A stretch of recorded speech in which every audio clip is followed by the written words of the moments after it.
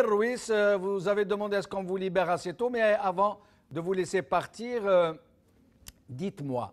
Tout à l'heure, je discutais avec un collègue, un journaliste. Il était assez amer. Il m'a dit mais qu'est-ce qu'on va faire? Avec la violence, ça a abouti au massacre des nôtres. C'est le peuple qui a payé le prix très lourd parce qu'on a voulu se révolter de façon violente. Avec le boycott, avec l'abstentéisme, ils ont quand même fait passer ce qu'ils ont voulu faire passer. Avec le boycott, un boycott jamais observé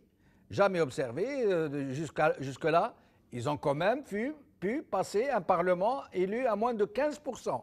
Et maintenant, même avec ces rapports de mission dont ils attendaient qu'ils leur fassent le petit cadeau de regarder ailleurs. Et ça continue. Alors, à votre avis, Zoé Ruiz, vous qui êtes dans un parti politique d'opposition, qu'est-ce qu'il faut faire? Alors déjà, pour poursuivre sur ce que je disais tout à l'heure et ce que vient de dire Yahya, que je salue, la mission européenne, les Européens, j'ai déjà eu l'occasion de le dire, les partenaires étrangers de l'Algérie ne découvrent pas, ni avec ce rapport, ni avec les rapports précédents, la situation de l'Algérie, c'est-à-dire l'absence de liberté, l'absence d'état de droit. Ils ne le découvrent pas en venant répondre à la demande des autorités algériennes. Ils savaient parfaitement comment les choses se déroulaient. Ils ne découvraient pas ni M. Derbel, ni la commission qu'il a présidée, ni les conditions d'organisation de ces élections. Tout ça, ils le savent, tout ça, ils font avec, ils le couvrent d'une certaine manière depuis un moment. Mais néanmoins, vous avez là aujourd'hui un rapport qui rentre effectivement, ce rapport-là à charge, il rentre effectivement dans le cadre d'un certain nombre de mouvements, on va dire. Yahya en a parlé là brièvement, le positionnement de l'Algérie vis-à-vis des États-Unis, et ainsi de suite. Mais il rentre dans un cadre plus général de repositionnement aussi de l'État français sur un certain nombre de sujets. Et on a vu comment le président Macron outrepasse l'Algérie pour tout ce qui concerne la sécurité dans le Sahel, etc. Donc ça rentre dans ce dispositif-là. Maintenant, et nous dans tout ça, et quel est l'avenir? Oui. Il ne faut pas croire que l'Algérie est un long fleuve tranquille et que finalement il peut se passer ce qui peut se passer, le régime reste fort, reste en place et on a l'impression comme ça en apparence que rien n'a bougé. Or, et vous l'avez dit, les choses bougent. Le régime s'est largement fragilisé, s'est largement fissuré et le régime de Bouteflika actuel de 2017 ne ressemble en rien au régime de Bouteflika de 99, de 2004 et ainsi de suite. Il est largement discrédité, les choses sont béantes, la population a pris de plus en plus conscience, elle n'est pas dupe, elle n'a jamais été dupe d'ailleurs, et par contre elle prend de plus en plus conscience qu'elle peut jouer un rôle, c'est-à-dire son rôle, même son rôle d'abstention peut avoir un effet. Et je peux vous dire que les choses vont continuer. Il y a des lames de fond qui traversent le pays et qui feront bouger, qui font déjà bouger les choses. Et je peux vous dire qu'un Parlement comme celui qui vient d'être élu aura encore moins de chances de durer dans le temps ou de représenter quoi que ce soit que le Parlement précédent et les autres parlements. Oui, mais le régime, Zoé Ruiz, le régime ne semble pas s'en inquiéter outre mesure. Il n'y a qu'à voir la dernière lettre du président Bouteflika, enfin celle qu'on lui a attribuée, où il parle de l'organisation de récentes élections législatives. Il en parle comme si c'était vraiment une victoire du peuple algérien qui vient de désigner ses représentants sous la direction très sage du présidentissime.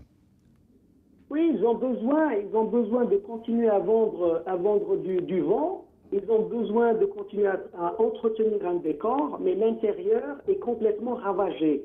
Et en apparence, il vous semble mais bon, je pense que vous êtes bien plus avisé que ça. Mais il vous semble qu'ils sont toujours aussi forts ou qu'ils se renforcent davantage. Or, on sait bien, même le président Bouteflika est affaibli depuis, par exemple, le dernier remaniement ministériel. Tous les ministres qui étaient dans le précaré de Bouteflika, les affidés de Sellel, de tous ceux qui étaient là, sont tous partis, hein, Green et ça, ils ont tous été débarqués. Donc, je peux vous dire qu'il y a des choses sur lesquelles il faut être attentif qui se passent de l'intérieur, mais en tout cas, les derniers actes ont contribué à fragiliser davantage le précaré, Bouteflika et le précaré. Zoher Rouiss, avant de vous laisser partir, qu'est-ce que vous pensez de la réaction qui confine vraiment à de l'hystérie de M. Derbel, qui, rappelons-le, a été nommé président de la haute instance de surveillance des élections, élections qu'il n'a pas surveillées du tout, pour lesquelles il n'a pas encore rendu son rapport, et qui semble s'offusquer que la mission d'experts ait rédigé un tel rapport, alors qu'il devrait s'en réjouir, puisqu'il a constaté de lui-même un nombre incalculable de fraudes qui sont passées en direct à la télé d'ailleurs. Qu'est-ce que vous pensez de sa réaction?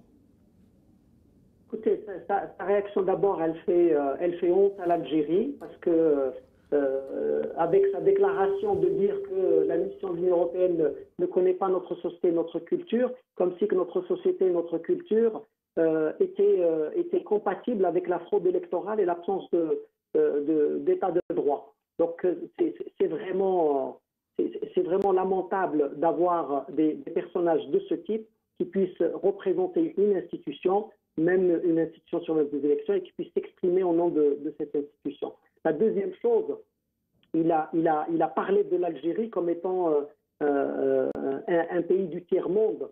C'est lui-même, dans sa tête, qui représente le tiers-monde. Je peux vous dire que les Algériens ne sont pas du tout dans cet état d'esprit. Et je comprends beaucoup mieux pourquoi les commissaires, en tout cas les experts de l'Union européenne, l'ont ignoré dans la diffusion de leur rapport. Et lui-même, d'ailleurs, ne diffusera pas de rapport. Il vient de se faire... il vient d'enterrer lui-même son rapport avec et sa réaction et le rapport des experts de l'Union européenne.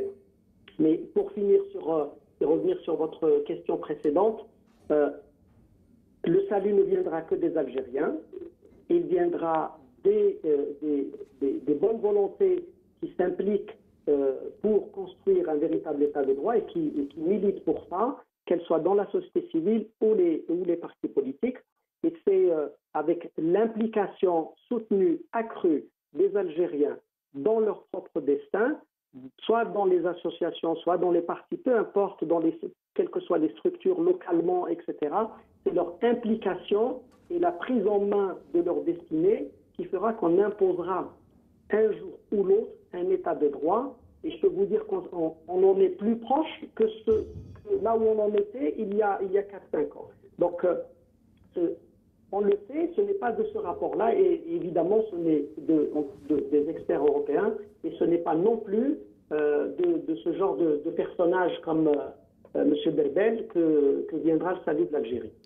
Zoher Rouiss, merci.